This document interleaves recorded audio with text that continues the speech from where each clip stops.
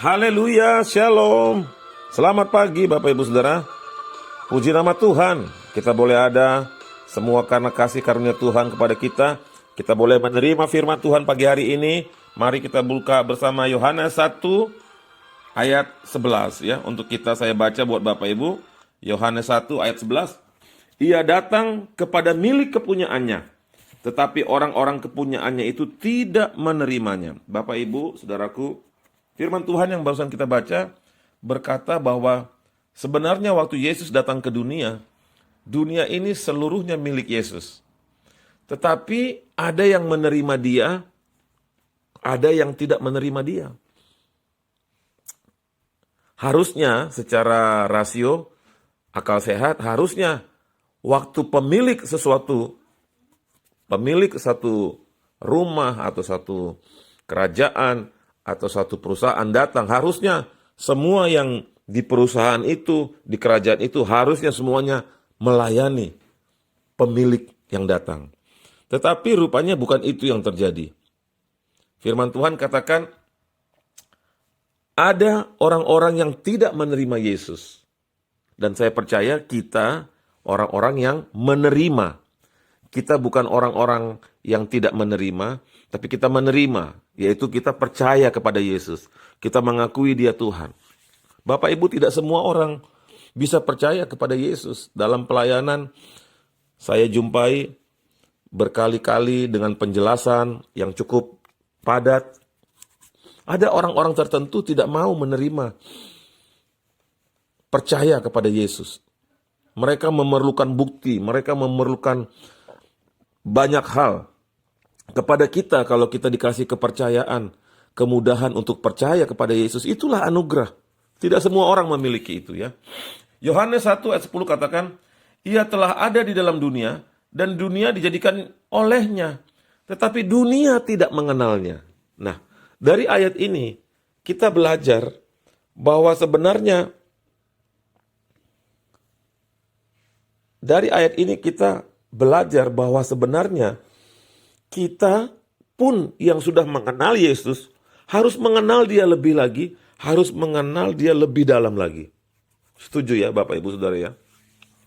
Karena semakin Yesus itu digali, maka semakin banyak hal-hal yang Tuhan berikan kepada kita. Oleh karena itu mengertilah kita kenapa kita harus baca firman Tuhan. Dan setiap kali kita baca firman Tuhan, tidak pernah pengertiannya itu sama. Selalu Allah membawa lebih dalam, dihubungkan dengan perjanjian lama. Kalau kita gali lagi, nanti Roh Kudus membawa kita kepada pengertian yang baru.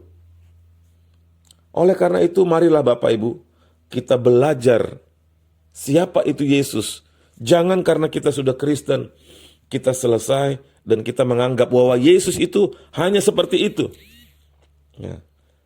Masih terlampau banyak rahasia yang belum disingkapkan, yang kalau kita mau cari, itu akan disingkapkan kepada kita.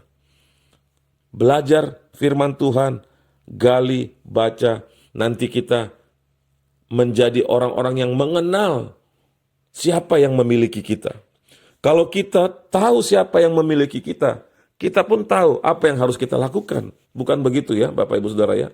Kalau kita tahu bahwa Bapak kita seorang gubernur, kalau kita tahu bahwa Bapak kita seorang tentara misalnya, kalau kita tahu Bapak kita seorang apa saja, pasti tingkah laku kita pun akan seperti posisi kita sebagai anak dari orang tua yang terpandang.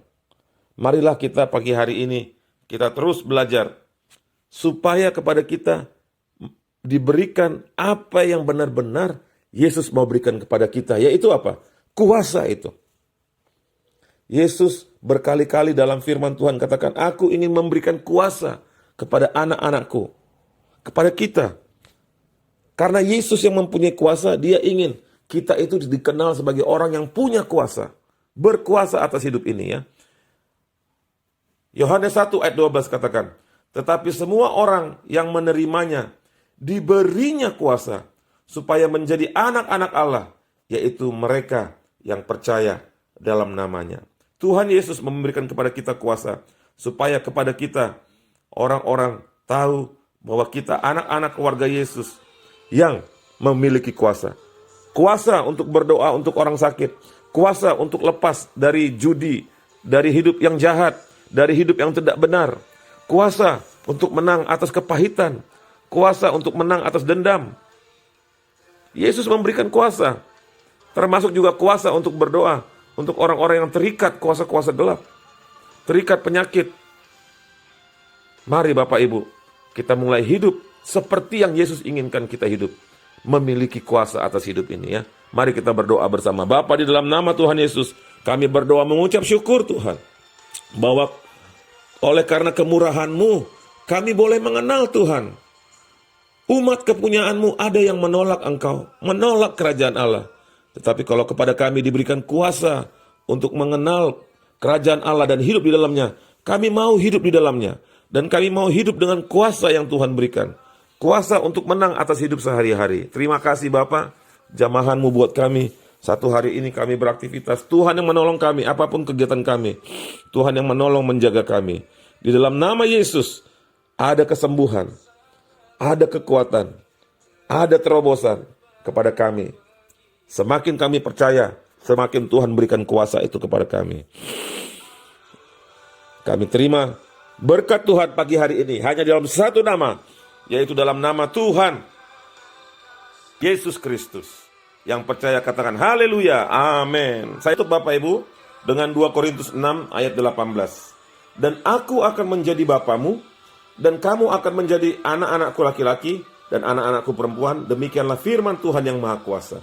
Salam kemenangan dalam Kristus. Jadilah anak-anak Allah, anak-anak Allah yang punya kuasa. Bersaksi, nanti kemuliaan Tuhan ditambahkan pada kita. Haleluya, glory haleluya.